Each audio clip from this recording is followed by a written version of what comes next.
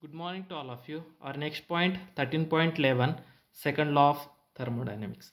In previous point, that in heat engine we have see that if Q2 is 0, then the efficiency of heat engine is 100%. Okay, then we have already see that means in really the heat engine of 100% efficient are not available, means this is the ideal case. Okay, therefore this is says that the second law of thermodynamics. What is the second law of thermodynamics? It is impossible for any heat engine to convert total amount of heat energy absorbed from source to work done. Means it is impossible that heat engine is convert total amount of heat energy absorbed. Okay, total amount of heat energy absorbed will be totally converted into work done. This is impossible. Okay, this is the law of Kelvin Planck statement. This is the second law of thermodynamics. This statement was given by Kelvin Planck Kelvin Planck. Therefore it is known as Kelvin Planck statement. What is the Kelvin Planck statement? It is impossible. This statement is for heat engine. It is impossible for any heat engine to convert total amount of heat energy absorbed from source to work done solely. Okay, means without taking any help. Okay, the total amount of heat energy absorbed from source, that heat energy is totally converted into work done. This is impossible without ejecting the heat into sink. Okay, means we can't eject the heat from heat engine to the sink, then the total amount of work done is the total amount of heat absorbed from the source is converted into work done, but this is the impossible. Means the efficiency of heat engine is 100% is impossible. This is the statement of Kelvin Planck statement. Means if the total amount of heat energy absorbed from source, okay, will be converted into work done, then the heat engine is 100% efficient. But it is impossible to convert the total amount of heat energy absorbed from source is converted into work done. This is impossible without rejecting the heat into sink. This is the Kelvin Planck statement. Okay, then next second law of thermodynamics. Next statement is given by Clausius. Therefore this is the Clausius statement. This Clausius statement is depend upon the refrigerator and heat pump, the coefficient of refrigerator and the pump, the coefficient of performance of refrigerator and pump. Then we have to see that means for absorbing the heat from a cold reservoir, means they extract the heat from cold reservoir, we need a external agency. Okay, means without external agency we can't extract the heat from cold reservoir and send to the hot reservoir. This is the statement of Clausius statement. Means it is impossible for any refrigerator to extract heat from cold reservoir and send it to the hot reservoir without aid of external agency. Means without taking help of external agency we can't extract heat from cold reservoir and we can't send the heat from hot reservoir. Means we can't extract heat from cold reservoir and we can't send heat to the hot reservoir without taking the help of external agency. This is the Clausius statement. Okay, what is the Clausius statement? Means without external agency we can't extract heat from cold reservoir and send heat to the hot reservoir. Okay, in a refrigerator. Means it is impossible for any refrigerator to extract heat from cold reservoir and send it to the hot reservoir without aid of external agency. Means without taking help of external agency we can't extract heat from cold reservoir and we can't send heat to the hot reservoir without taking help of external agency. This is the Clausius statement. Next, reversible and irreversible processes. Now, next point 13.12, reversible and irreversible processes. Then we know that suppose we have at initial state, okay, initial state, then we have to go from initial state to the final state, okay, then this is the process, okay, we have go from initial state to final state in a different ways, okay, in a different ways, means we have to go from initial state to the final state, then this is known as a process, okay, but we have to go from initial state to final state, okay, then if you go back from final state to initial state, if you go back from final state to initial state, then this process is known as reversible process, means we go back from final state to initial state, we go back from final state to initial state without changing or without affecting the surrounding, then this process is known as reversible process, okay, means we go back from final state to initial state without affecting the surrounding, then this process is known as reversible process. And if you can't go back from final state to initial state, then this is known as irreversible process, means we can't go back from final state to initial state, this is known as irreversible process. Now we have to see some examples of reversible process. Now see here, now here is a some water, sorry, here is a some ice, now here is some ice, now if you have heated that ice, then what happen, it is converted into water, okay, if you have heated that ice, it is converted into water. Now this is the initial state, now this is the final state, okay, now again we have to cool that water, again we have to cool down to this water, then again that water is converted into ice, again that water is converted into ice, then this process is known as reversible process, means we go back from final state to initial state, this is known as reversible process, okay. Now see here, now suppose, now I can take any piece of paper, okay, now I can take any piece of paper, okay, now suppose I can make a small pieces of this paper, okay, I make small pieces of this paper. Now initial state one big paper, final state we have to cut that paper into small pieces.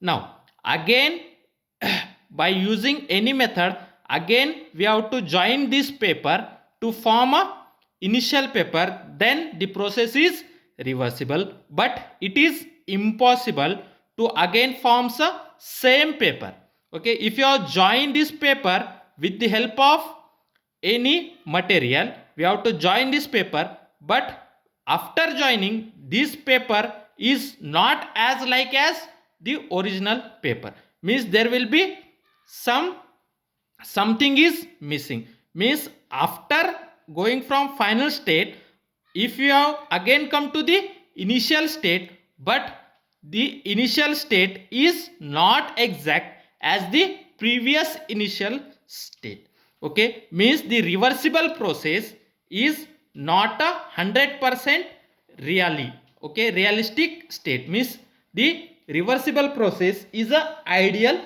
process. Now in this example, if you have convert that ice into water and again we have to cool down this water, then it is converted into ice, but previously the ice are in pieces, but in next time when we have to make a process is reversible, then the size of this ice, okay, is a only one single piece, means it is not as a initial state, means it is not this is the initial state, it is come to the initial state, but it is this initial state is not exact to that of previous initial state, means the reversible process is a idealized one, means it is not 100% to that of, means it is not convert 100% to the initial state. Okay.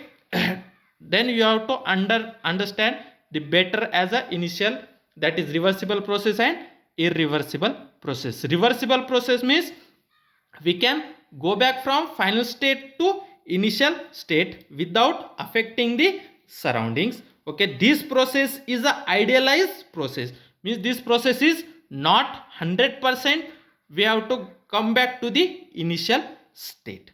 Okay, and irreversible process means we can't go back from final state to initial state, this is known as irreversible process. Now first, reversible process. If a system bring back to its initial state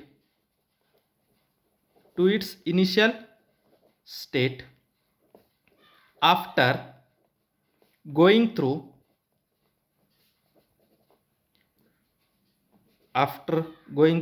different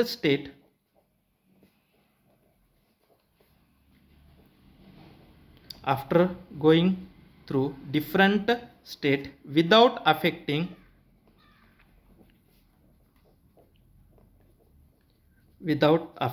surrounding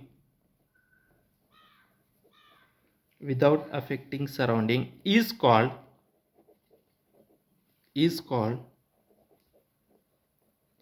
reversible process, but this is not a 100% reversible, means this process is idealized process. Now this is idealized notion,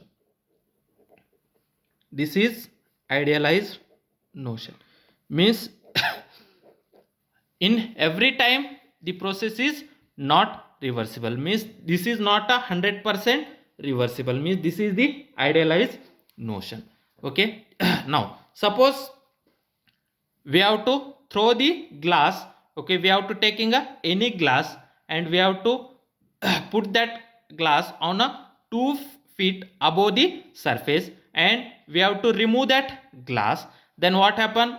When that glass is touches to the earth, okay, then the glass will be blasted and that glass okay, glass is divided into many pieces. After that, if you rejoin all the pieces, then this, after rejoining all pieces, the pieces can't join exactly, means the exactly whatever the previous glass is there, okay, after joining the pieces, the exactly previous glass we can't made the exactly previous glass. Therefore the reversible process is a idealized one, means if you can't manufacture whatever the initial glass is there, the same glass after taking its all pieces, we can't made a same glass. Therefore this process is not a exact process, this process, that is reversible process, is idealized notion. Okay, this process is idealized process or idealized notion. Okay, and that is irreversible process, means we can't go back from final state to the initial state, then the process is known as irreversible process. Okay, then the all spontaneous processes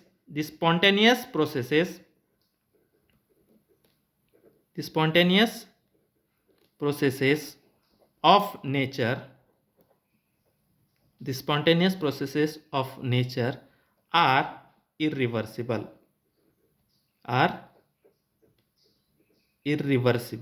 Okay, all spontaneous processes of nature are irreversible, means in nature whatever the processes are there, okay, that processes are not come back from final state to initial state. Therefore all spontaneous processes are irreversible processes. Then we have to see the problems 1 and problems 2 which are giving on your textbook.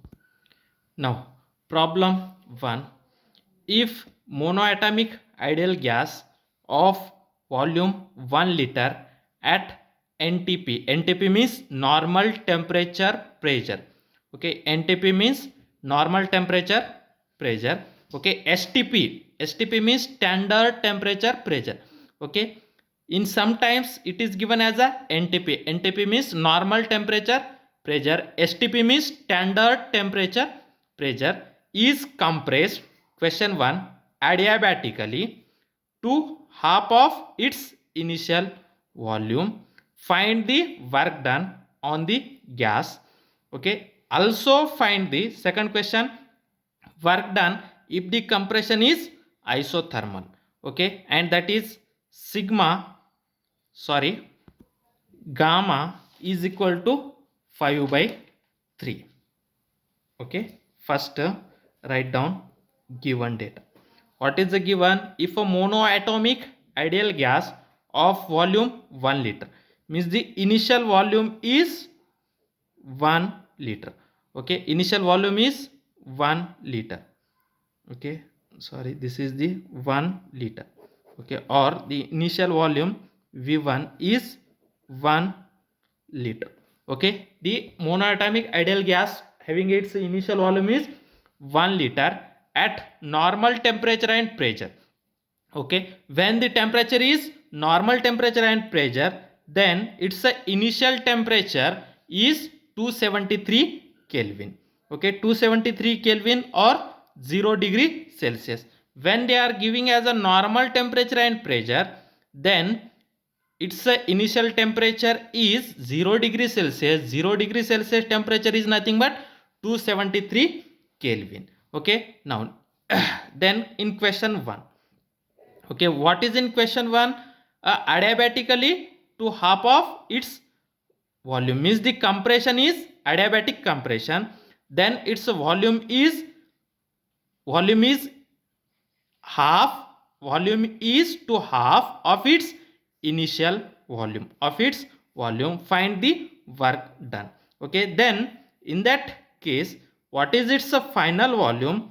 Final volume is half of its initial volume, final volume is half of its initial volume, okay, is compressed, question 1, adiabatically to half of its volume means the volume becomes a half, means the volume becomes a half, means initial volume is 1 liter, therefore 1 liter divided by 2 means what is its final volume in adiabatic process is 0.5 liter, final volume is 0.5 liters. Then we have to find out the work done on the gas, okay. Then you know that in adiabatic process this compression is adiabatic, therefore we have to find out the work done in adiabatic process.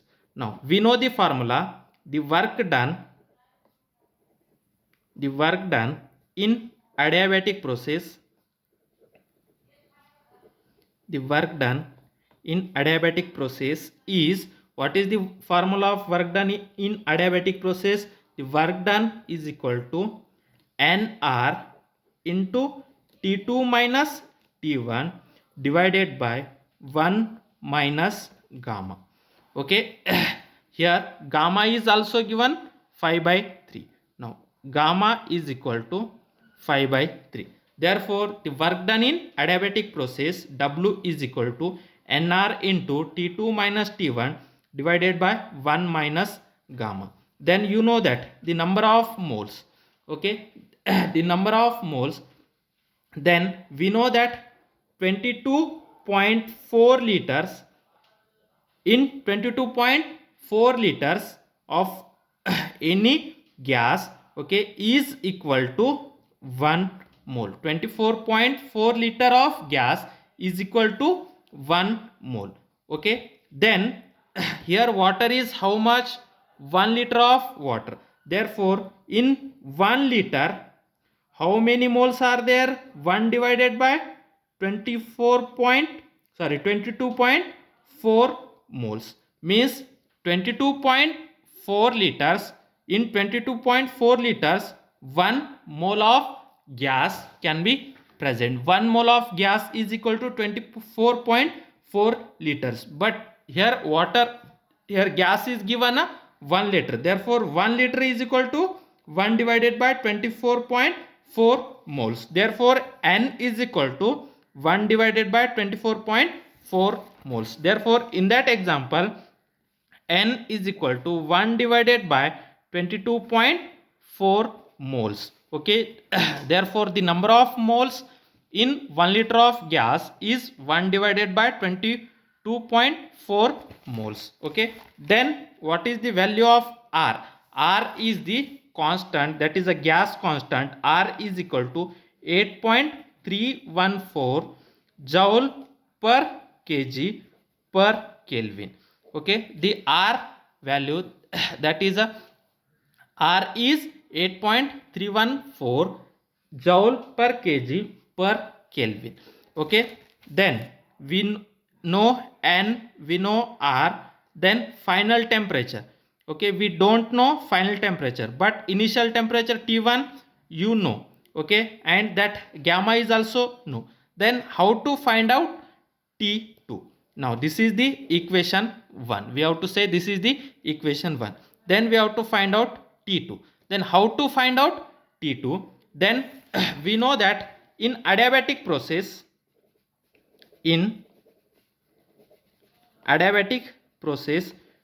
which quantity is constant, that is T into V to the power of gamma minus 1 remains a constant.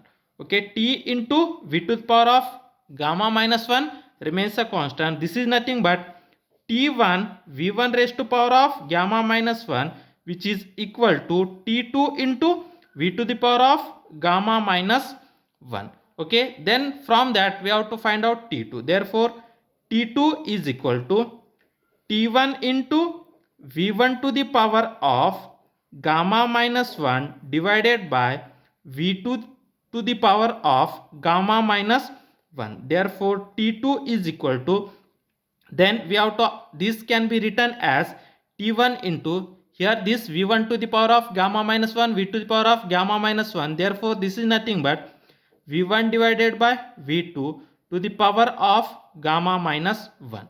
Then put down all that value. Then we have to find out T1. T2 is equal to T1 value is, what is the T1 value? That is T1 is 273 Kelvin. Therefore, T1 is 273 Kelvin. Then what is the V1 value? V1 is 1 liter and V2 is 0.5 liter. Therefore, V1 is 1 liter, V2 is 0.5 liters. Then gamma value is 5 by 3. Then 1 divided by 0.5 to the gamma means 5 by 3 minus 1. Gamma is how much? 5 by 3. Therefore, 5 by 3 minus 1. Then this is nothing but 273. 1 divided by 0.2. Sorry, 1 divided by 0.5. We get 2. Okay, 2 into 5 by 3 minus 1. We get 5 minus 3 divided by 3. Then this is nothing but 273 into 2 to the power of 5 minus 3 is nothing but 2 by 3. Okay. Then 2 to the power of 2 by 3. Okay. By using a calci, 2 to the power of 2 by 3. How much? That is 2 to the power of 2 by 3. We get, that is 273 into 2 to the power of 2 by 3. We get 1.5873. Okay, 5874. Okay, that is 1.5874 we get. Then 273 into 1.5874 we get that temperature T2 is 433.36 Kelvin. Okay, we got the temperature is 433.36. Then the final temperature is T2 is 433.36 36 Kelvin. Then what we have to find out? We have to find out work done. Okay, then the equation 1 becomes, you know N, you know R, you know T2, you know T1, you know gamma. From that we have to find out the work done. Then equation 1 becomes, now the equation 1 becomes, now what is the equation 1? Now equation 1, W is equal to NR, W is equal to NR into T2 minus T1 divided by 1 minus gamma. Then what is the N? What is the value of N? Okay, the value of N, okay, this is the number of mole. Value of N is 1 by 22.4. Okay, N value is 1 by 22.4 into, what is the R value? Okay, what is the R value? 8.314. 8.314. Okay, into, what is the T2 value? T2 value 433.36. 433.36 minus T1. T1 value is how much? 273 Kelvin. Minus 273. Okay, then divided by 1 minus, what is the value of gamma? Gamma value is 5 by 3. 1 minus 5 by 3. Then this is nothing but numerator 8.314 into 433.36 minus 273. Okay, then we get, this is the 160. Okay, means this is the if you remove this, or we get 159.64. okay, 169.64 we get. Okay, then divided by 22.4 into that 1 minus 5 by 3. 1 minus 5 by 3 is nothing but 3 minus 5 divided by 3. Then this is nothing but 8.314 into 8.314 into 159.64 divided by 22.4 into this 3 minus 5, we get minus 2 divided by 3. Minus 2 divided by 3. When you can take this 3 into minus 2 by 3, when we have to split up, then the 3 becomes a numerator and minus 2 becomes a denominator. Okay, then we know that minus we can't write in a denominator, therefore it is become minus 3 by 2. Therefore minus 3 divided by 2 into 8.314 into 159.64 divided by 22.4. Then minus 3 into 8.314 into 159.60, we have get, this is approximately, okay, that is 3990. Okay, this is the approximately 3990 divided by 2 into 22.4, it is, we get 44.8. therefore 3990 divided by 44.8, we get approximately, this is 89 joule. Therefore the work done in adiabatic process is minus 89 joule. Therefore the work done in adiabatic process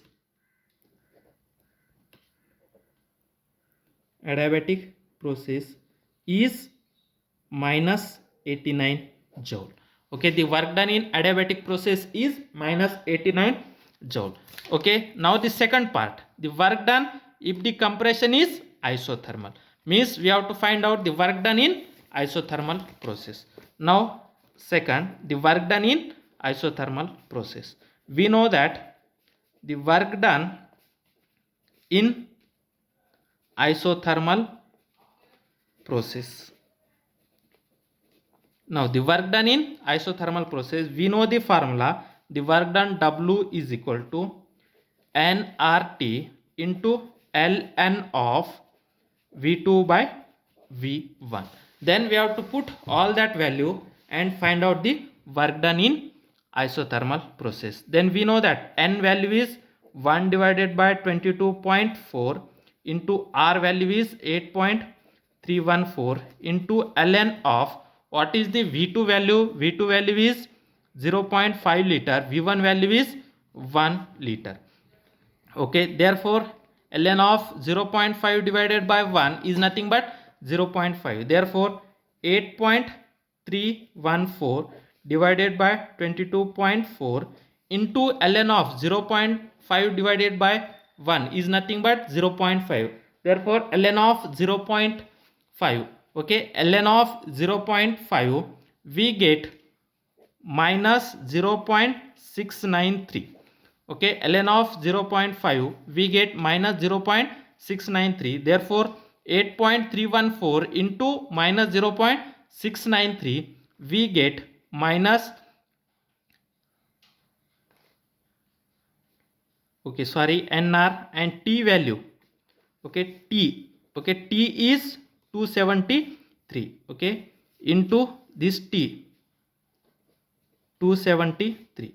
Then 8 point, now this is nothing but 8.314 into 273 into minus 0.693 divided by 22.3 means n value is 1 by 22.4, r value is 8.314 into t value is 273 into ln of v2 is 0.5, v1 is 1. therefore this is 8.314 into 273 into minus 0.693 divided by 22.4. Then 8.314 into 273 into minus 0.693, okay, we get, this is approximately minus 996 divided by 22.4.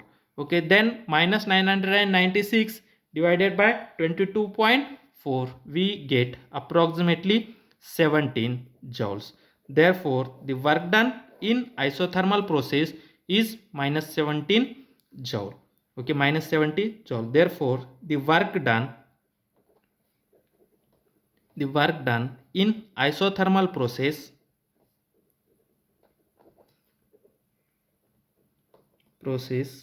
is minus 17 joule. Therefore we got a work done in isothermal process is minus 17 joule. Then we have to see next problem. Next, second problem, problem number 2. 5 moles of hydrogen when heated through 20 Kelvin expand by an amount of 8.3 into 10 to the power of minus 3 meter cube under a constant pressure of 10 to the power of 5 Newton per meter square. If Cv is equal to 20 joule per mole per Kelvin, find Cp. Okay, first write down given data. 5 moles means n means number of moles is already given as 5 mole. Means the number of mole is 5 moles of hydrogen gas when heated through 20 Kelvin. Okay, means initial temperature is something and final temperature means the temperature is increased by 20 Kelvin. Therefore delta T is 20 Kelvin. Okay, heated through 20 Kelvin means its temperature will be increased by 20 Kelvin. Means up to that hydrogen gas temperature is increased by 20 Kelvin, we have to heat it. Means that change in temperature delta T is 20 Kelvin. When the temperature is changes to 20 Kelvin, the gas will be expand by an amount of 8.3 into 10 to the power of 3 meter cube. Means it's a, the gas will be expand means its a volume will be increases. Therefore change in volume of that gas is how much? 8.3 into 10 to the power of minus 3 cubic meter or meter cube. This much volume of that gas will be increases under a constant pressure the pressure is given as 10 to the power of 5 Newton per meter square, and also given as Cv is equal to 20 joule per mole per Kelvin. Then find out the Cp value. Then find out the Cp value. Here Cv is given and find out the Cp. Then we know the relation between Cp and Cv. Then we know that Cp minus Cv is equal to R. Cp minus Cv is equal to R. Okay, and we know that nRT, okay, nRT is equal to pressure into volume. Okay, then again multiply both side by n into delta T. Multiply both side by n into delta T. Then n into delta T into Cp minus Cv is equal to n into delta T into R. Okay, then the right hand side is n into R into delta T. Okay, n into R into delta T, and left hand side n into delta T into Cp minus Cv. Then you know that nR delta T, okay, nR delta T, okay, nRT is nothing but PV. Then we know that nR into delta T is nothing but P into delta V. Okay, nR into delta T, this is nothing but P into delta V. Now this is the ideal gas equation. Okay, ideal gas equation. Okay, that is nRT is equal to P into V. P into V is equal to nRT. P into delta V is equal to nR into delta T. Therefore, in place of nR delta T, we have to write P into delta V. nR delta T is nothing but P into delta V. Therefore, n into delta T, okay, into Cp minus Cv, which is equal to nR into delta T. nR into delta T is nothing but P into delta V. P into delta V. Now, then n means how many moles are there? 5 moles. Therefore, n is 5 into delta T. Change in temperature, delta T is 20 Kelvin. Therefore, 5 into 20. Then what is the Cp? We have to find out Cp. Therefore, Cp, what is the Cv? 20. Therefore, Cp minus 20, which is equal to P. Pressure is how much? 10 to the power of 5. Therefore, 10 to the power of 5 pressure. Then change in volume, delta V. Delta V how much? 8.3 into 10 to the power of minus 3. 8.3 into 10 to the power of minus 3. Okay, now next 5 into 20 is nothing but 100 into Cp minus 20, which is equal to 8.3. 10 to the power of 5 into 10 to the power of minus 3, we get 10 to the power of 2. Okay, add their powers. 5 minus 3, we get 2. Therefore, 10 to the power of 2. Then Cp minus 20, this 100 we have to taking from left to right. It is become 8.3 into 10 to the power of 2 divided by 100. Okay, this 100 is nothing but 10 to the power of 2. Therefore, 10 to the power of 2 and 100 cancel. Therefore, Cp minus 20 is equal to 8.3. Then Cp is equal to minus 20, we have to shift to the right. It is become 20 plus 8.3.